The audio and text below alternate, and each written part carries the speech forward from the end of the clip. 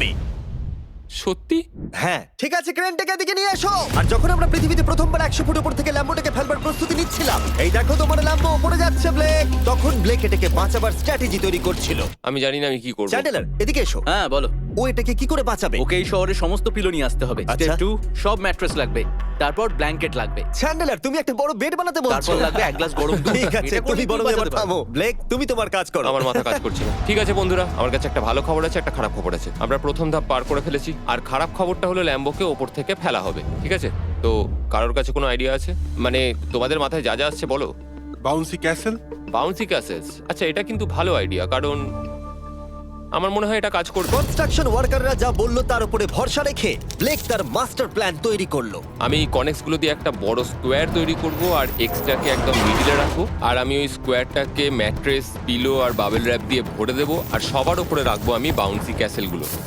এখন আমার সবচেয়ে বড় সমস্যা হচ্ছে যে আমার এই মেটেরিয়ালগুলো একটাও হাতে নেই। আমি যেগুলো কিনেছিলাম সবকটাই হয় হার্ড কংক্রিট না হলে মেটালের তৈরি, তো এগুলোর কোনোটাই আর ব্যবহার করা যাবে না। তো আমার হাতে এখন কিছু আর তাই ব্লেক তার ক্রিউদের পাঠালো শহরের সমস্ত পিলো আর এয়ার ম্যাট্রেস কিনে আনতে। আর যদিও ব্লেকের খুব ঘুম পাচ্ছিল, তাও ও কাজটা করছিল। আমি এখন এমন একটা স্টেজে রয়েছি যে আমার নিজেরই মনে হচ্ছে যে আমি এগুলো কেন করছি। তারপর ভাবছি আমি তো একটা চ্যালেঞ্জে রয়েছি, যেখানে একটা ল্যাম্বরগিনি উপর থেকে ঝুলছে। কিছুক্ষণ পরে ওর সমস্ত মেটেরিয়াল গুলো চলে এলো, আর ব্লেক প্রায় 24 ঘন্টারও বেশি জেগে ছিল, তাই ওর ঘুমের খুবই প্রয়োজন ছিল। আমাকে এখন একটু ঘুমোতেই হবে, কারণ আমি প্রচন্ড ক্লান্ত হয়ে গেছি। আর যেহেতু ব্লেক খুবই ক্লান্ত ছিল, ও যতক্ষণ ভেবেছিল তার থেকেও অনেকক্ষণ বেশি ও ঘুমিয়ে পড়লো।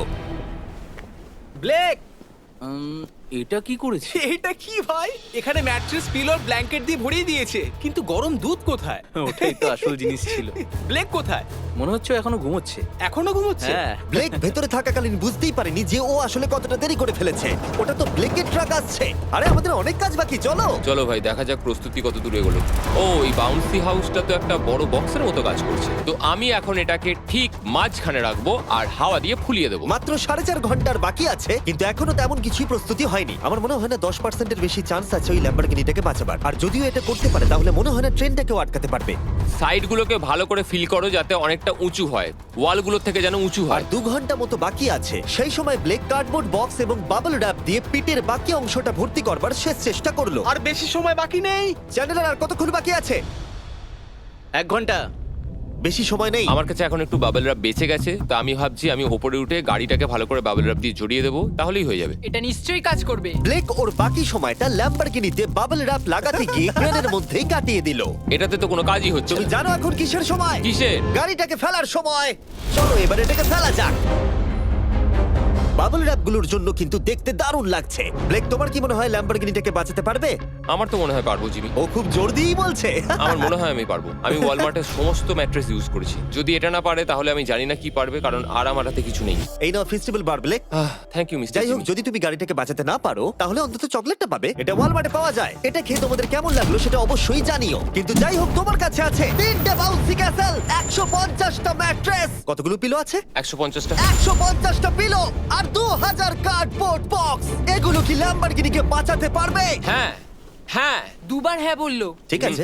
24 ঘন্টা কাজ করার পর এবার সময় এসেছে এটাকে নিচে ফেলার। 3 2 1 ল্যাম্বরগিনিটাকে ফেলে দাও।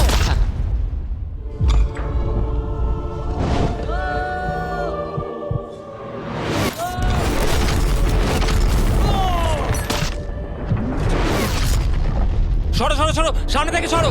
চলো, জোর আওয়াজ হলো। সব যেন ঠিক থাকে, সব যেন ঠিক থাকে, সব যেন ঠিক থাকে। ও এখন কনেক্স গেটটাকে সামনে থেকে সরাচ্ছে। হে ভগবান, ল্যাম্বোটাকে বাঁচিয়ে নাও। আরে এই বক্সগুলোকে সামনে থেকে সরাও। কি? আমরা এবার দেখবো যে গাড়িটার কতটা ক্ষতি হয়েছে।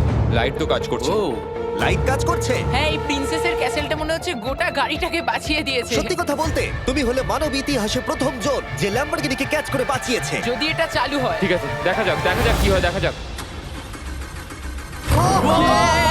এটা চলছে। আমার তো বিশ্বাসই হচ্ছে না। আমি পেরেছি, আমি করতে পেরেছি। গাড়ি একদম ঠিক আছে। সবকিছুই প্রায় ঠিক আছে।